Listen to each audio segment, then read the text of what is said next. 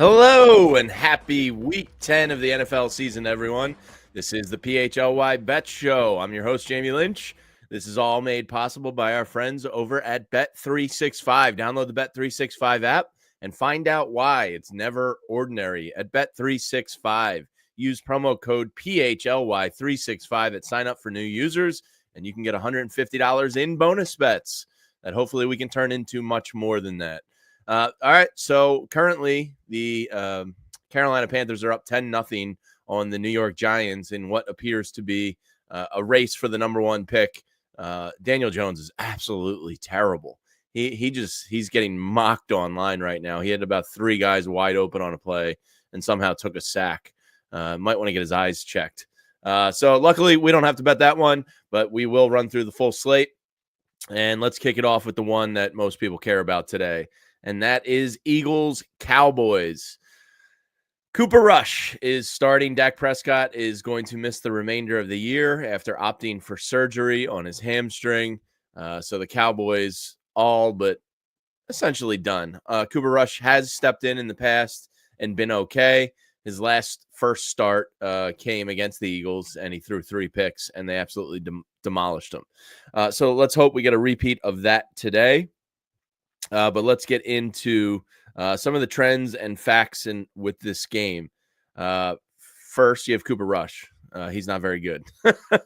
But currently, right now on Bet365, the Eagles sit at 7-point favorites, minus 360 on the money line. Over-under on this one is 44. Rush has made 6 career starts. He's 5-1 straight up and against the spread. 1 start in 2021. 5 starts last year in Dallas. Dallas has scored in at least 17 points in all 6 games Cooper Rush has started, scoring 20 in 5 of those 6 games. So something to keep in mind there. Eagles defense is rolling a little bit. Between Andy Dalton and Rush, Dallas is 8-2 straight up and against the spread in their last 10 games using a backup quarterback. I don't make a ton of that. Cowboys are playing from behind a lot at home this year. Here's the halftime scores in their last 4 home games. They were down 27-3 against the Lions. They trailed 21-6 versus the Ravens, and they were down 35-16 against the Saints. So if the Eagles can jump out early in this one, I do not like Cooper Rush's chances of leading them back. All right, we got a Saquon Barkley player prop alert here. He is dominating the NFL this year, and you can count on him most weeks getting the ball. He has 84 carries, which is third, 605 rushing yards, and 7.2 yards per carry, which is second in the NFL. You can bet Saquon player props and feel confident about it. In Jalen Hurts' career, now he has the banged up ankle this week. How will it affect him out on the field? Certainly having A.J. Brown back is going to help things out there. In his career, he's 20-12 straight up on the road, and 25% of those losses have come in Dallas against the Cowboys, where he and head coach Nick Sirianni are 0-3 straight up. The Eagles have played 8 games so far. When A.J. Brown plays, they're 5-0 straight up, averaging 29.4 points per game. When he doesn't play, they're 1-2, averaging 17.3. So he is a difference maker today. I like the Eagles with the big number even. The one part of this game that frightens me a little bit is that it just appears too easy. And sometimes we know the NFL is weird.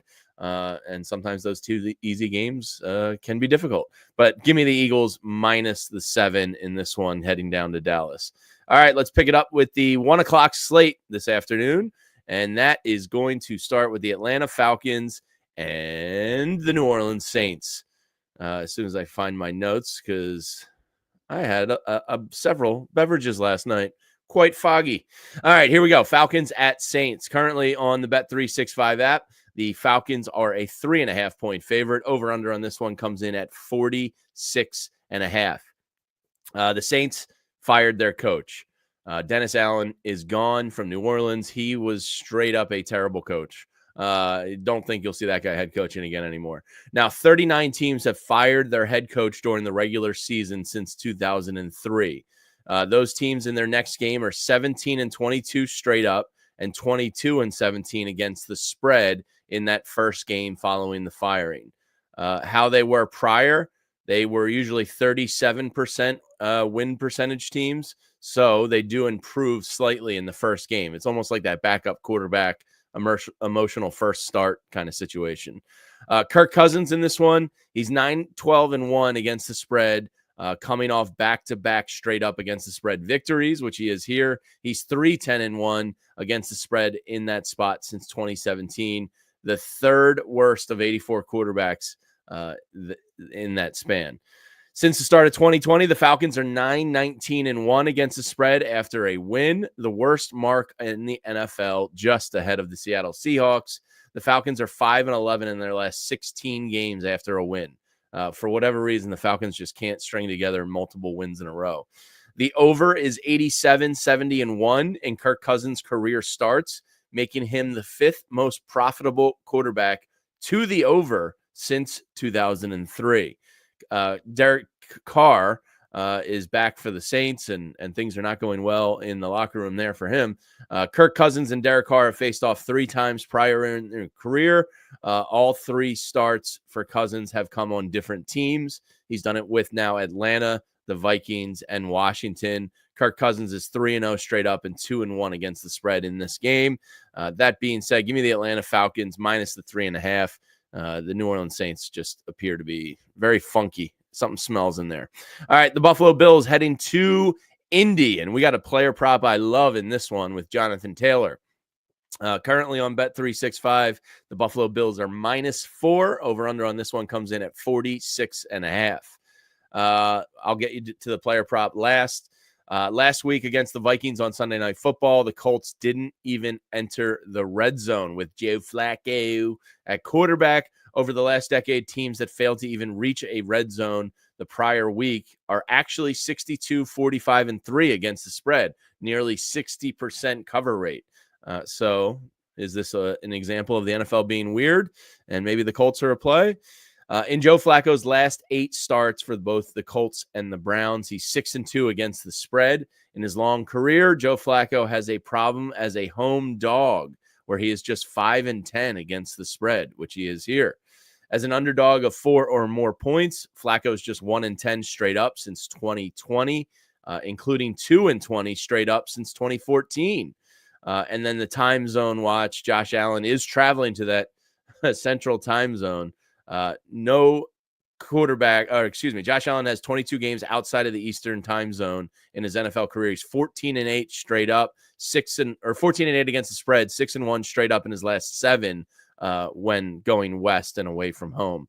And over the past 2 years, no quarterback has been more popular to take for bettors than Josh Allen, including the playoffs, just 12-13. So, the public views Josh Allen as this cover machine. They act like he's Jared Goff or something, but just slightly under. All right, here's the player prop I love. Johnathan Taylor over rushing yards. It's at 78.5.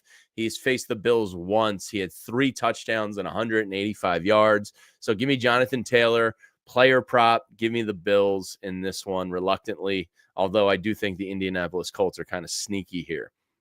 All right, the Denver Broncos at the Kansas City Chiefs. Currently, the Broncos are +7.5. Over-under on this one is 42.5. And I have to watch Machine Kelly live perform at halftime in Germany. Those poor people of Germany, they've suffered enough. They have to watch the Giants and the Panthers. They've been through enough. My goodness. All right, the Denver Broncos. In Bo Nix's early career as a starter, he's 4-1 against the spread on the road, covering by an average of 6.5 points. He's 2-2 against the spread at home. In his career, Sean Payton, 81-59-3 against the spread on the road or a neutral site. And the Broncos at home are just 2-2 against the spread on the year, 9-12 against the spread since 2022. And since 2018, even Sean Payton is just 21-28 against the spread. Patrick Mahomes, you heard of him. He's kind of a big deal. He's 12-1 straight up, 7-6 against the spread versus the Broncos in his career, losing his first game in Denver, their last meeting in 2023. The Chiefs are now 4-0 straight up in night games this year. And since 2022, they're 13-3 straight up, 10-5-1 against the spread in their next game following a nighttime spot. The number's a little bigger. I kind of like the Broncos in this one. So give me the Broncos plus the 7.5 just to keep it close. I think the Chiefs will win. And the thing I'm noticing with the Chiefs this year, if they usually get out to slow starts and then just win in the second half, because that's what Patrick Mahomes does. So if you want to fade them in the first half and bet them in the second half, I think it's a really sound strategy. The Minnesota Vikings, they are -7 at the Jacksonville Jaguars. Trevor Lawrence has an AC joint sprain, might get surgery, could be done for the year. So the Minnesota Vikings 7-point favorites on the road. Over under on this one comes in at 43.5. So there is no Trevor Lawrence. So the Jaguars are going to have to deal with Brian Flores, the boogeyman. The Vikings defense continues to crush. They're second in EPA per play, fourth in success rate, fourth in EPA per dropback, first in EPA per rush. And in one fewer game played, the Vikings still have 9 more quarterback pressures than any other team, with the second highest percentage in the NFL and the highest blitz percentage. That is not good. Trevor Lawrence, you don't have to worry about him today, but on the road, he is much better than he is at home. Sam Darnold this year in 2024, a little bit of a resurgence. He's 6-2 straight up and against the spread, winning as both a favorite and an underdog. That being said, there's no way I could bet the Jaguars in this one. It is the backup's first start, so maybe they get a little juice there. But give me the Vikings and the 7. The New England Patriots traveling to the Chicago Bears. New England is +6 in Chicago, facing Caleb Williams. Over under on this one is 38.5. Caleb Williams is struggling. DJ Moore appears to just be like giving up on plays. Eberflus is kind of a mess. Like the Bears they feel like they're on the edge of unraveling here. Of the 35 quarterbacks with at least 150 plays this year, Caleb Williams is 26th in EPA per play, 27th in success rate, and some other bad numbers. He's not playing well. On Sunday, 16 different Cardinals. Yes, 16 different. This is last Sunday. 16 different Cardinals got a pressure on Caleb Williams. The most individuals to tally pressures against a quarterback since 2018. So the Bears' offensive line stinks. That's certainly not helping Caleb Williams out. He started 3 games as a favorite this year, Caleb Williams has. He is 3-0 straight up and against the spread in those situations. The NFC North just continues to steamroll people. They are 19-8 against the spread versus teams outside of their division, including 11-2 against the spread at home. And the Patriots, they start slow. They've had first half issues, much like the Eagles have had first quarter issues. They're 2-7 in first half against the spread lines this year, making Gerard Mayo tied for the worst coach in that spot with Dave Canales, who's in Germany right now. So just a gross game. I'm probably going to avoid this one. Nothing really jumps out to me in this one. It's just kind of bad football. All right, next up, the Pittsburgh Steelers heading to the Washington Commanders. Russell Wilson versus Jayden Daniels. Pretty decent matchup there, as Russell Wilson has got the Steelers offense looking a lot better this year. And a big part of this is due to Jayden Daniels. Rookie quarterbacks are 11-0 against the spread when listed as a favorite, 9-12-1 when listed as an underdog. So the Commanders in this one are the favorite. I believe Jayden Daniels is responsible for 7 of those 11-0 against the spread numbers there. Does he keep it going today? We'll find out. Joe, here it is. Jayden Daniels, 7-1-1 against the spread through 9 starts, including 5-0 as a favorite. So in my head, it was 7. It's 5. He's the first quarterback to start his career 5-0 against the spread as a favorite since the year 2000. Reminds me of Conan O'Brien. In the year 2000. Mike Tomlin has faced a rookie quarterback 32 times in his career, dating back to 2007. He is 26-6 straight up in those games. When Mike Tomlin is a dog and his team is better than 500 on the record, Pittsburgh is 5-8-1 against the spread since 2021. Give me Jayden Daniels in this one. I don't know. I'll take that as a home 2.5-point favorite.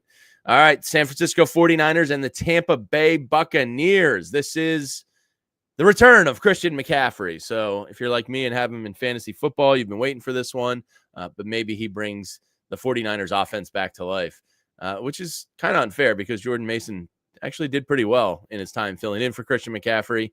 But there's another player prop alert in this one. I like the Cade Otton over receiving yards, or if you want to do over receptions. Since Mike Evans and Chris Godwin have gone down with injuries, nobody has meant more to the passing game than Cade Otton. He entered Monday Night Football with 10 targets in back-to-back games, including 17 first-read design targets, the most of any tight end in the NFL. After Monday Night Football, Cade Otton's first-read targets is tied for the fifth most of any receiver or tight end in the NFL in the last 3 weeks. So Cade Otton is very important to this offense. I think Baker Mayfield's going to feed him the ball there, so you can take a look at his player props with a little bit of confidence.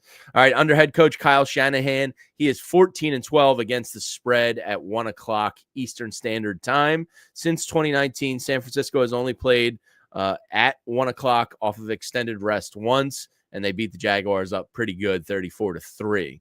Brock Purdy is playing his 13th career game on extended rest. He's just 5-7 against the spread, and Purdy has lost 5 consecutive starts against the spread on extended rest. In games Christian McCaffrey has started for the 49ers, they have gone 26-6 straight up and 19-13 against the spread, and road favorites off a bye, which the Niners are 76-50-4 against the spread, which is almost 61% cover rate since 2004. So far, they're 2-0 this year. All right, next up, the Tennessee Titans, when they're tough defense. The problem is they don't have a quarterback. Are heading to Los Angeles to take on the Chargers. The Chargers are an 8-point favorite. Over-under on this one is 39.5. The Chargers are not a cover machine, and this is another avoid game for me. The Chargers, though, if you did want to play something, they're a really good under team. It's a pretty low number here, but the Chargers are 7-1 to the under since the start of last season. The under is 19-6 in Chargers games since the start of last season, the best mark in the NFL. As a starter, you'd probably go with the Chargers here just because Will Levis is so brutal. He's 4-10 straight up and against the spread in the NFL. On 7 days or fewer rests, Will Levis is actually 1-7 straight up and against the spread as a starter. 2 of Levis's 4 career wins have come in night games.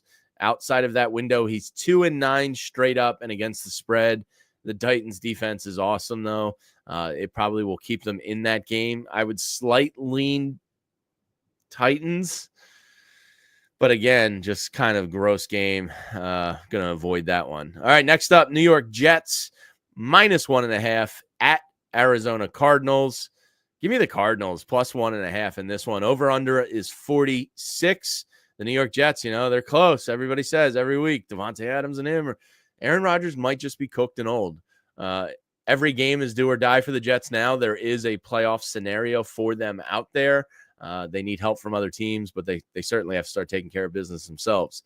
Arizona is in first place in the NFC West. They also have the easiest strength of schedule remaining for any team in the NFC, with an opponent win percentage of just 42%. The Cardinals have won 3 straight games straight up for the first time in 3 years, dating back to 2021. And as a member of the Jets, Aaron Rodgers has started 2 games on extended rest. They've scored 27 points in those 2 games, but are 0-2 straight up and against the spread. So there you have it. Give me the Cardinals as a home dog in this one. I still think the Jets are getting way too overvalued, as the New York Giants just scored to make it a 10-7 game in Germany. Okay, and then we have Sunday Night Football. The Detroit Lions -3.5 at the Houston Texans. Give me the Lions in this one just because you got history on your side. They are beasts against the spread. So Sunday Night Football, unders are the play. Unders are 7-2 this year on Sunday Night Football, 38-17 the last 3 years, and 71-45-2 dating back to 2019. So bet the under. The Detroit Lions, they're on one of the best against the spread cover runs of all time. They are now 40-15 against the spread, nearly 73% over their last 55 games since the middle of the 2021 season. Jared Goff, he's an against the spread darling. In his last 5 starts, he has 11 touchdown passes and only 17 incompletions. His 75% completion percentage on 211 attempts puts him on a list with 2018 Drew Brees since 2000 with that high of a completion percentage after 200-plus attempts through 8 games. Jared Goff is he's wowing people. Jared Goff has 8 consecutive starts at night when listed as a favorite and is 6-0 straight up with the Lions. What's becoming a clear angle with CJ Stroud? He's 7-4 against the spread as an underdog and 5-10 against the spread as a favorite in his pro career. So if you like that, maybe you take the Houston Texans. I just don't think they're going to be able to score enough to keep up with Ben Johnson's offense. And then finally on Monday Night Football, the Miami Dolphins are 1.5-point road dogs in Los Angeles, taking on the Rams. Over-under on this one comes in at 49. Tua has struggled in night games in his career. He's 3-9 against the spread, and he's lost 5 consecutive starts against the spread in night games, including going 0-5 and 1-4 against the spread as an underdog. Mike McDaniel hasn't had the easiest time the week after facing the Bills. Miami is 1-4 straight up and against the spread in their next game after facing Buffalo. And then finally, Sean McVay and Matthew Stafford, a decent bet after against divisional teams as a combo there. They are 11-7-2 against the spread after a divisional game and 12-18 against the spread after a non-divisional game. So that being said, give me the Rams there, -1.5 at home. It almost looks fishy, but I'm not betting the Dolphins there. So there you have it. There's some of the picks. We're going to share a nice little graphic here with you with some of the bets I really like. And on Bet365 right now on the homepage, you can find this one as it's their custom odds boost for this weekend. I cooked this one up. A.J. Brown, first touchdown, Eagles money line, plus 1,000. Now, you could be cooked early if A.J. Brown doesn't score the first touchdown. But if he scores the first touchdown, I feel like that's an easy one. I told you about the Johnathan Taylor over. I like him against the Bills to get over 78.5 yards. Last time he faced them, he had 185. And then bet number 2, I'm taking the 73% win percentage and just rolling with the Detroit Lions, who are a cover machine the last 3 years. So there you have it. Those are my bets and thoughts for this weekend's slate. Of course, download the Bet365 app. Find out why it's never ordinary and use code PHLY365 at sign up. You can get yourself $150 in bonus bets. And please remember, everyone, gamble responsibly. This is supposed to be fun. If you or someone you know has a gambling problem and wants help, you can call or text 1-800-GAMBLER at any time. So there you have it. Hopefully we're cashing some checks. Saquon Barkley's over. Eagles are going to roll the Cowboys, hopefully. And let's make some money out there this weekend. Thanks for checking out this edition of PHLY Bets. And we'll be back on Thursday next week to preview the college football and Thursday night football. And we'll see you then. We all silly like the mayor.